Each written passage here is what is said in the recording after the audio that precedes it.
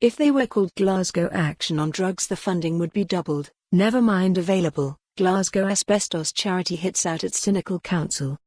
It's funny that a charity that supports mainly older people who worked all their lives and paid taxes and contracted a horrible disease in the process are being treated like this when Glasgow City Council are giving money to all and sundry. My dad died of mesothelioma, and although we only visited this charity once not long after diagnosis, the information they gave us was invaluable as we knew nothing. It is needed, but obviously doesn't fit the council's agenda. McAdam. The enforced amalgamation of regional police forces into Police Scotland is a continuing disaster. The latest scandals are that Police Scotland need £50 million to avoid axing 750 police officers. Senior Police Scotland officers have also revealed they will need to retrain 17,000 officers and upgrade IT systems to enforce the smacking ban. They refuse to say how much this will cost, and that is usually the sign that it will be colossal. Another SNP we know best disaster. Clark Cross Linlithgow.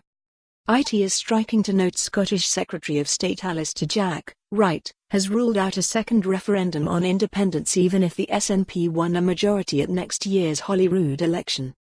This is strange because a gentleman, also called Alistair Jack, in the run-up to the general election last month, conceded that an SNP majority would be sufficient to trigger a second referendum. The SNP won a landslide victory in that election, winning 80% on a mandate for an independence referendum, while the Tories lost more than half their MPs. This was on a platform of stopping Scotland's right to choose. 19th-century Irish nationalist Charles Stewart Parnell famously noted that no man has the right to fix the boundary of a nation. No man has the right to say to his country, "Thus far shalt thou go and no further." How appropriate a statement that is in this context. The Smith Agreement, following the 2014 independence referendum, also noted that it is agreed that nothing in this report prevents Scotland becoming an independent country in the future should the people of Scotland so choose. Scotland's future must be in Scotland's hands, and it is not for Boris Johnson or his apparatchiks to resist this. Alex, or for more on this story, visit the news article link.